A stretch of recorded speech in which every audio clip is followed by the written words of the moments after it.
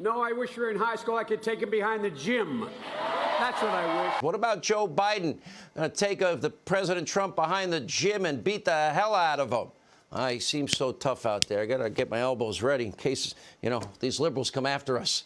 Anyway, here with more is President Trump's impeachment defense attorney, David Schoen. David, thank you for being with us. But I'm going to say to you that besides the fact that this process is completely unconstitutional and that this is a very, very dangerous road to take with respect to the First Amendment, putting at risk any passionate political speaker, which is really against everything we believe in this country, foundation of the First Amendment. But I'm going to tell you, I think it's also the most ill-advised legislative action that I've seen in my lifetime.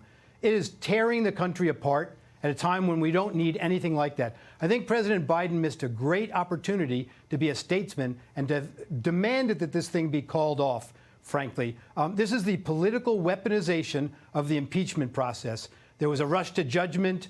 Listen, when President Trump became president, the day he was elected, there were calls for his impeachment already. This is the weapon they've tried to use against him.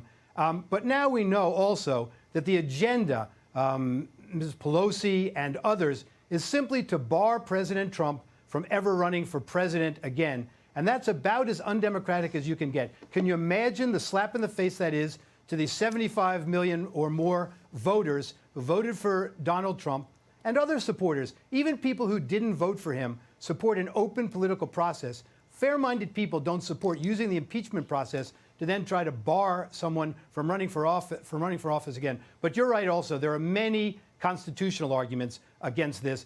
We don't use our political preferences to tear down the Constitution.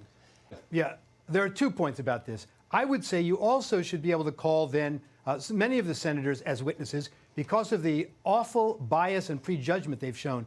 Can you imagine any American citizen considering it to be a trial in which the judge and jury has already announced publicly that the defendant must be convicted in this case? And in fact, Senator Leahy demanded that Senator McConnell vote for conviction also. Both sides, everyone, it's clear to them, Donald Trump undercut democracy. How can we possibly have a fair trial? Senator Schumer promised a fair and full trial. You can't when you know that the juror and the judge are biased going in. The second thing is, does this country really need to see videotapes? We know now, apparently, that Mr. Swalwell and the other managers tend to show videotapes of the riots and people calling in, people being hurt, police officers talking. Why does the country need that now? We would stipulate that there was a riot that went on that day. It was a tragedy. President Trump has condemned violence at all times. Read the words of his speech, calls for peacefulness. This has nothing to do with President Trump, and the country doesn't need to just watch videos of riots and unrest. We need to heal now. We need to move forward. Joe Biden has a platform. Let's move forward with it, if that's the case. Okay. If they go there, I say you should go there. We'll see what happens. Yeah. David Schoen, good luck. We'll be watching a week from this week.